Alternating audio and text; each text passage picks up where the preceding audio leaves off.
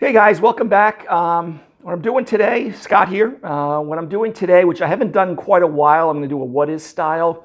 And the what is styles, if you're a little bit newer to my channel, I go into a little bit more detail about a particular style of beer. And I usually piggyback it with a beer dissection. I'll probably pick up one of the common beers that are part of the style, or even one of the microbreweries around here. So if you're interested in those types of things, you're a little bit more of a beer geek, if you go under my playlists and look under what is, and it has like what is and a question mark, it's what is style. And I go into a lot of different styles of beer. So I haven't done one in quite a while. So today it's going to be the what is style is Belgian Blonde Ale, which is B-L-O-N-D technically, but in French they use the E at the end, and this particular bottle has it spelled both ways. Now my beer dissection, as I showed it on camera already, which I'm sure I'll have over my shoulder when we get to that part, is the classic Leffe, which is a Belgian blonde ale. And it was over the years, it used to be owned by Interbrew, which was the European arm of beer distributors of beers in that region. Subsequently, over the years, has been bought out by AB InBev, which is basically Budweiser. So you'll see Leffe, which again, famous beer over there, and it's actually in the BJCP, the Beer Judge Certification Program, one of the epitome styles for Belgian Blonde. It's been over there, again, since after World War II. Budweiser did buy it out, so sometimes you will see this packaged with Stella Artois, which it technically was originally Belgium. I know a lot of people stick their nose up at it a little bit. Stella Artois is more of an international pale lager. Sometimes they put in green bottles, get that skunkiness to it sometimes.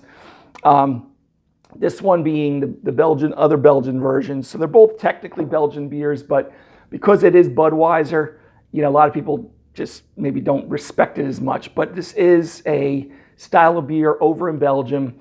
And it is it is an Abbey beer. Or derived from the Abbey styles of beer over there. So, the what is style with Belgian Blonde, it's going to be a blonde beer, of course, and it was competing with the German Pilsners of the time, the Czech Premium Pale Lager like Pilsner Urquell, Munich Helles of the day in Belgium when they came out with this style of beer. It's going to use, it's usually between 6 and 7.5%. Oh, that I did write down. 6 and 7.5% alcohol. It's going to, what you would expect from this style, it will be blonde, it'll be highly effervescent, highly carbonated. Usually it's going to give you some aromatics of citrus, sometimes lemon, orange, both on the nose as well as flavor. You may get some honey components to it, not an oxidized attribute to it, but it's kind of like, honey component to it. You also may get peppery phenols from the Belgian yeast that's used. It kind of gives you that little peppery taste to it, which is very common in a lot of Abbey and even Trappist beers because of the Belgian yeast. So, but it's usually, kind of just medium bodied. But again, it's something that I would tell people that maybe to try if they're just kind of Bud Miller drinkers and are looking to try something out, or if you were buying Stella Artois and you like that style of beer, more of an international pale lager, try something like this.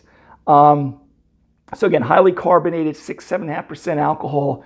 This brand Leffe was, again, started after World War II, even though you'll hear them talk about, like since the 1200s, this style's been around, but really it's actually a newer style.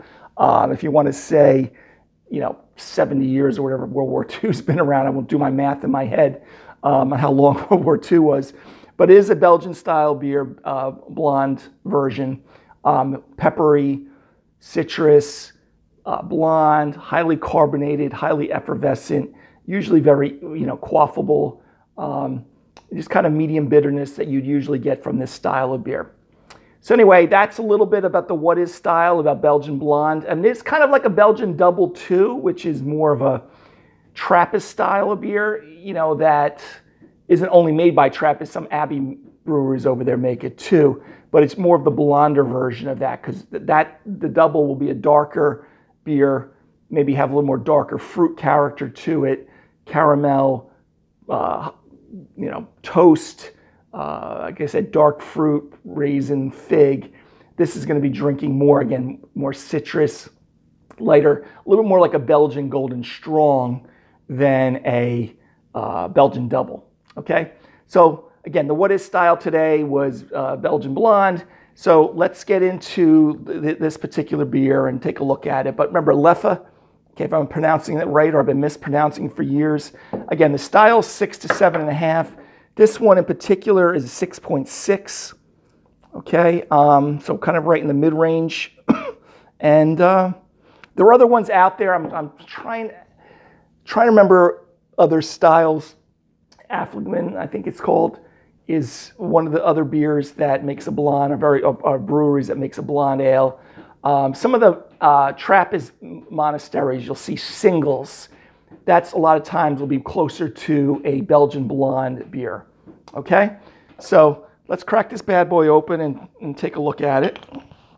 Okay, it's got a nice little wrapper on there. So again, in the United States, pretty commonly, and I got a little sulfur compound off of there, but pretty commonly found, and that's pretty much it. So let's pour this out. All right, so remember, I told you it's going to be highly carbonated, this style, and as I pour it, I can kind of see right now that we've got about 2.5 inches of pretty white, dense foam. But you can see, sorry about my nucleation points here. I usually, my glasses are clean. Maybe I didn't hand wash this one, so maybe it's not classically beer clean, so we get a little bit of bubbles clinging to the side of the glass. But you can see that gold color, medium gold color, pretty sparkling clear other than the bubbles, and you can actually see other nucleation points releasing the carbonation. So again, very highly carbonated beer, like a lot of Belgian beers are. That's why I like drinking these Belgian beers if I'm pairing it with some food dishes, because of the, it can cut through a lot of fatty dishes and meat and gamey meats and things like that with the carbonation. And this is going to have probably some medium bitterness to it also, but very nice. And I usually, where I was going with that with the food is, I usually say, when in doubt, pick a Belgian beer, because most likely it's either going to have some of the bitterness, like say from a Belgian triple, or this highly carbonated beer, just because of the way, a lot of times they're bottle conditioned. This one isn't. It's obviously at a snap cap here, but the high carbonation and effervescence will cut through a lot of those dishes, fatty and gamey type of dishes like that. So anyway, let's take a sniff of the aroma here. Oh yeah.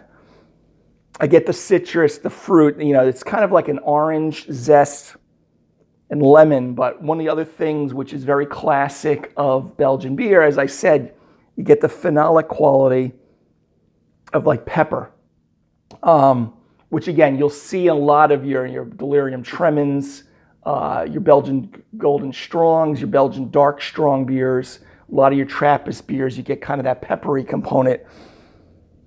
And that's what I'm getting here. But you also get kind of a white bread, light toast, kind of malt profile. Okay, maybe slightly herbal on the hops, but it's really kind of hit me more with the peppery and the kind of that citrus, lemon, orange kind of character on the nose. It smells very good though. I mean, I can't say I've had this before. It's been quite a while. It's got to be at least 2 years that I've had this Leffe Blonde, Belgian Blonde. Okay, but very nice. As far on the aromatics, again, you kind of get that orange, lemon, light toast. Again, I get so overpowered with the peppery citrus character that I don't really get, on the hops, it's probably a little herbal, floral, which again, they're probably using, typical European, maybe even noble hops, German noble hops that they may use on there. But I didn't look up on it specifically, even if they advertised which one there was. But again, this is what we would call a yeast-driven beer because of the phenolic quality and the esters that you would get also from that yeast can produce some of that orange character. If you have Belgian triple or a Belgian Golden Strong, this beer is kind of sitting right in that wheelhouse. Okay, so anyway, guys, cheers, Prost, and I don't know in Flemish what cheers is, but oh yeah. Really highly carbonated. Very refreshing when you hit your taste buds. You kind of get hit with that orange, slight citrus, white bread,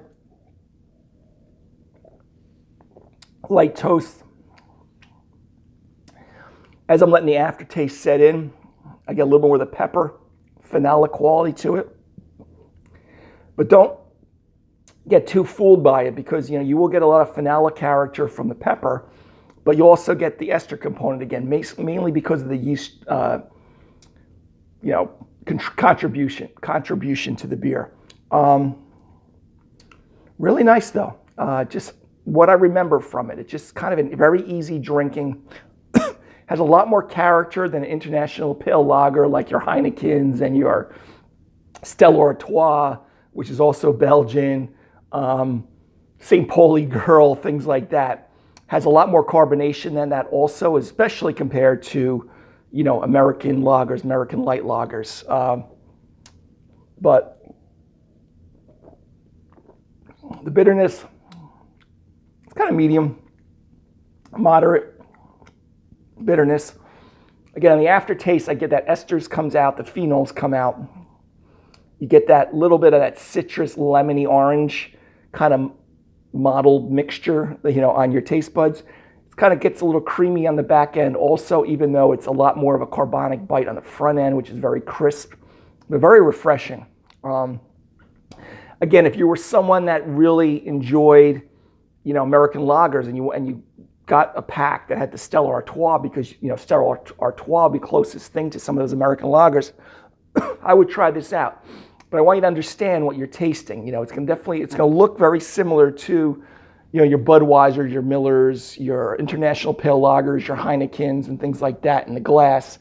But you can definitely get that yeast-derived character from the phenols and the pepper, the esters, lemony, citrus.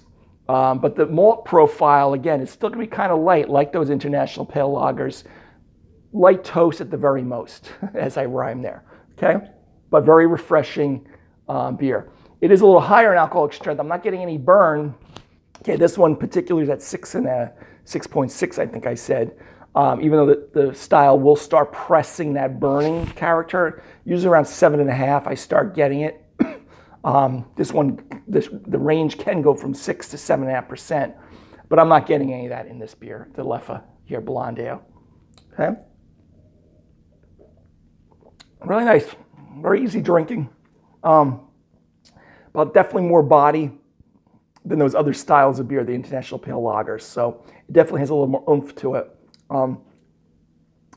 Listen, overall, drinkability, enjoyability, I'm going to give it a solid B, okay? I've had other ones in this style that are a little better, so that I would probably bring that down to B-. I was comparing to some of the big boys, but a nice B. Range beer. Some people may actually bring it up a higher, like B+. I wouldn't broach a range. I mean, I do enjoy this style, but I just don't believe this particular Leffe is the best in the category. But anyway, guys, if you are a light beer drinker, you've never tried Belgian Blonde, today's what is style, Belgian Blonde, I would try a Belgian Blonde and even get Leffe Blonde, which was the beer dissection today, because it's very easily, readily available. I sometimes see it in Costco in kind of a Belgian variety pack, but Budweiser does make it these days, okay, or they are the owners of it. So I don't really even know if they're even brewing it in Belgium anymore. It's probably on here, and actually it does say it is a product of Belgium. All right, so I'm fooled a little bit, but again, Budweiser does have a hand in it. But Leffe is one of the classic styles for it. But I would try that out. I would, with beer in general, I know you guys all have your favorite beers, especially in the craft beer industry here in the United States. But try some of these international beers, even if it is one that is owned by Big Beer and it's not one of your classic ones locally. So If you are familiar with Belgian beer, it's a little bit of a cross between like a Belgian blonde and a triple, in my opinion. It's got the bitterness, it's got the ester, yeast-driven components, like I said, phenolic quality of pepper, esters from the yeast, light toast kind of character, not very bitter, kind of that moderate bitterness level, highly carbonated, very refreshing. I would try it out, guys. So again, I'm just going to give it a B, but some of you may bring it up higher than that, B+, but that's up to you. So anyway, guys, today's What Is Style was Belgian Blonde beer, as well as the beer dissection was Leffe's Blonde Ale. And so hopefully you got a little bit out of that, learned a little bit about the style. I try to give you some info for the beer geeks, but not to try to swamp you as much as I've done on some other videos. So if you like the What Is Style, peruse that playlist and take a look at some other styles that I talk about in a little more detail. And most of them either have a commercial example or even a craft beer example of that style of beer. So anyway, guys, till next beer video, beer dissection video, What Is Style video, have a great day. Take care. Bye-bye.